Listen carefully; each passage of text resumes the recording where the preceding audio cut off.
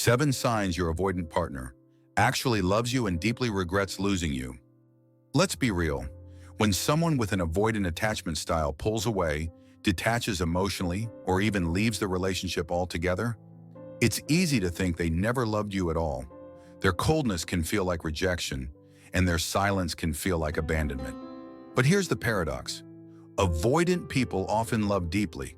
They just don't know how to stay close to what they want.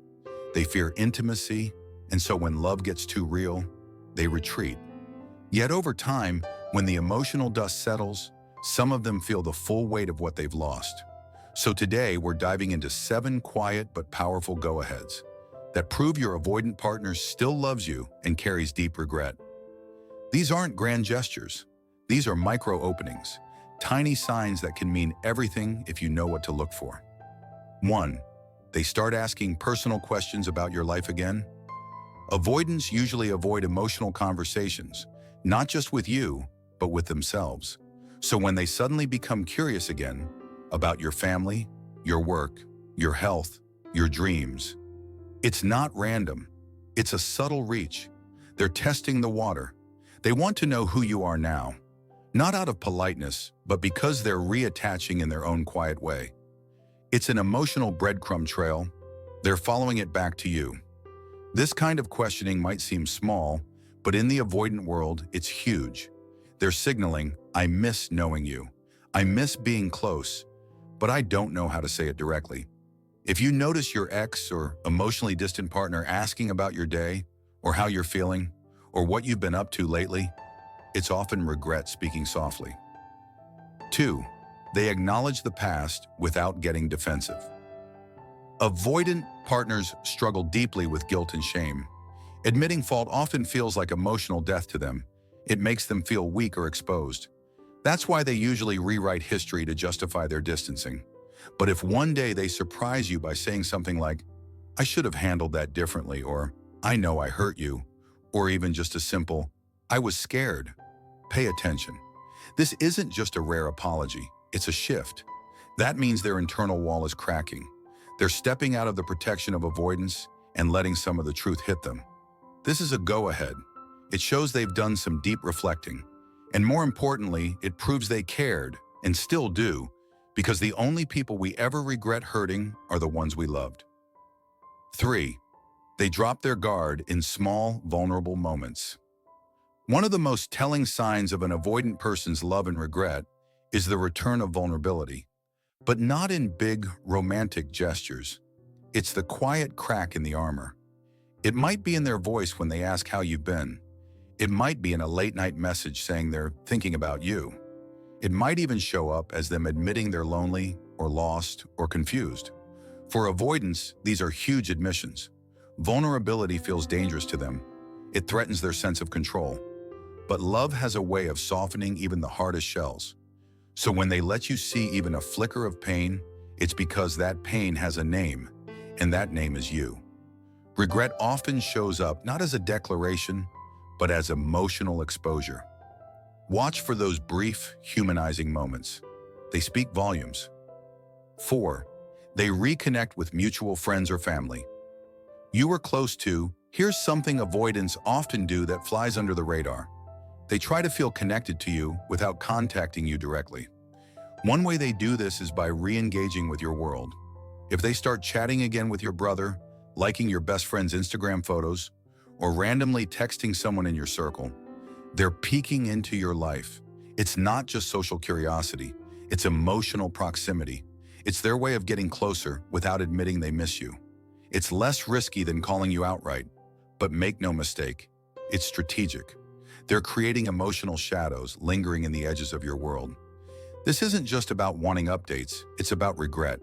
They want to know if there's still a place for them near you, even if they don't have the courage to walk through the front door. 5. They start mirroring the emotional work you once begged them to do. Maybe you once pleaded with them to go to therapy, or to open up more, or to face their emotional triggers, and they shrugged it off. Too cold, too busy, too fine on their own. But now, months or even years later, you hear they're reading relationship books. They're seeing a therapist. They're having deep conversations with people they once avoided. That's not random growth. It's intentional healing. And often it's fueled by love lost. Many avoidants only begin the work after the breakup, when the pain finally catches up. When they realize their coping style destroyed the very connection they secretly valued. Their progress isn't just about them, it's about you. It's a delayed act of love. And even though they didn't give you what you needed when you were together, they're trying, too late maybe, but trying nonetheless. That's regret, transforming into action. 6. They reach out. During meaningful dates or anniversaries, avoidant people tend to ignore emotional milestones when they're distancing. But if they suddenly text you on your birthday, or the anniversary of when you met, or a holiday you used to celebrate together, it's not just coincidence. Avoidants remember. They just don't usually act on it, unless they're feeling deeply. Reaching out on a significant date isn't just nostalgia, it's emotional courage. It means that day still matters to them, and more importantly, that you still matter. Even if it's just a short message, even if they don't say much, it's a go-ahead. It means the memory of you didn't fade, it stayed. And now regret is knocking at their door, asking them to try, if only in a small way, to say, I still care. 7. They don't just want you back, they want to be better.